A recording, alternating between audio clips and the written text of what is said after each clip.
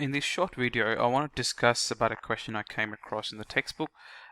This was based on simultaneous equations using the graphing method. Right? Let's start off by reading the question first, and we'll underline some important aspects of the question before we go ahead and solve the question. All right?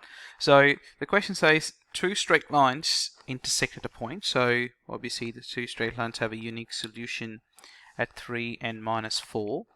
Now, out of the two lines, one of the lines has a y-intercept of 8, right? So, and they're saying the second line that we're trying to find is a mirror image on of the first in the line x equals 3, right? And the question obviously wants us to find the equation of the second line, right? So what I'm going to do is I'm going to start by plotting some of these points in a Cartesian plane, right? So obviously I've got a Cartesian plane here, right? I'm going to mark my origin, my x-axis, my y-axis.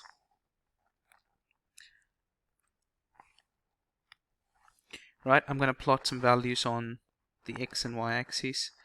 Right, I'm going to call it 2, 4, 6, 8, 10. Similarly on the y-axis, 2, 4, 6, 8, and 10. Minus 2, minus 4, because one of the points is 3 and minus 4. So I'm going to start off by sketching the point of intersection onto the Cartesian plane. So let's start by putting a point at 3 and minus 4. So 3 and minus 4, we're going to have a point right there. So that's going to be my point 3 and minus 4, right? And they also said to us that the y-intercept of one of the lines is equal to 8.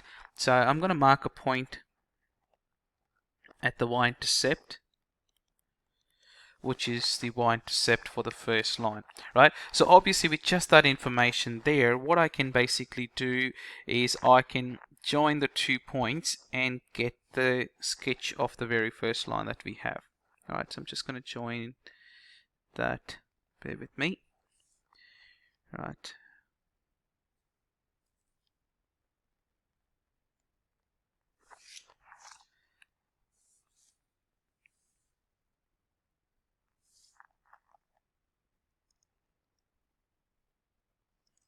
Right, so what I've done at the moment is I've tried to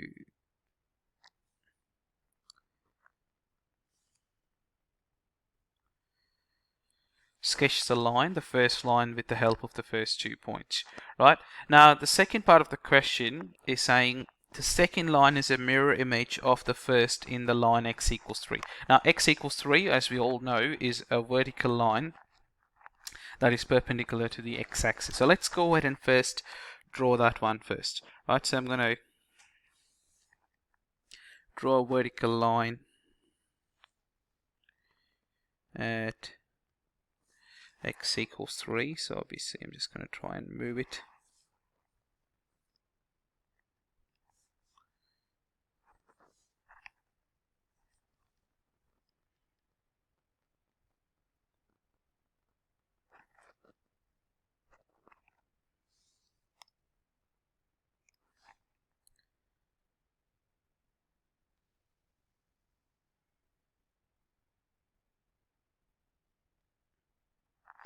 Right, so what I've done at the moment is I've basically just going to give it a different color so we'll know what we're dealing with.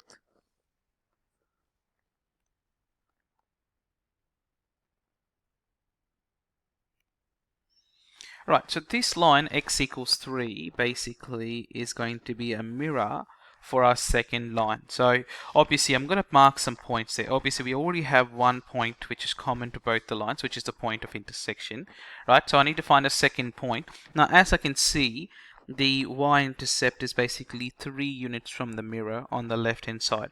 Alright, so the mirror image on the right hand side is going to be 3 units to the right, which is going to take me to this particular point, which has coordinates 6 and 8, right? So just on that, what I can conclude is that the fact that the second line is going to pass through these 2 points here.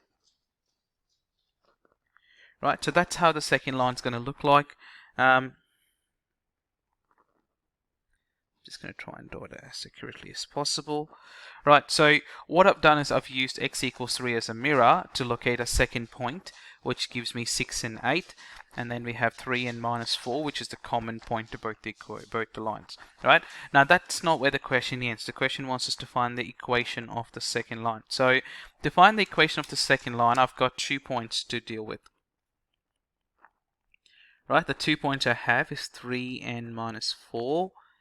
And 6 and 8. Now what can we do with 2 points? We can find the gradient of the straight line. So we can find the gradient of the straight line by using y2 minus y1 divided by x2 minus x1. So let's label one of them as x1 y1, the other one as x2 y2. So if I put that into my gradient rule, I'm going to have 8 take away minus 4 divided by 6 take away 3. So the numerator is 8 plus 4, which is 12. Denominator is 6 minus 3 is 3, which gives me the gradient of the second line is equal to 4. Right? We still need to find the y-intercept of the second line. So what we're going to now do is we're going to substitute the value of the gradient into the equation y equals mx plus c. Right? So we're going to replace m with 4, so my equation so far stands at y equals 4x plus c. Right? So we need to still work out the y-intercept, and the quickest way to work out the y-intercept is by substituting one of the points. So that's what I'm going to do. I'm going to substitute that point into this equation. So I'm going to have 8 equals 4 times 6 plus c, right, gives me 8 equals 24 plus c. Right, to solve for c, we just have to do minus 24 on both sides, right, leaving us with the value for c as equal to minus 16. Right, so what that tells us is the equation of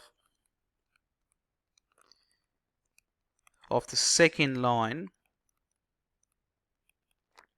is given by y equals 4x minus 16. Right, and that concludes this question. Right, thank you for listening, guys. Have a lovely day.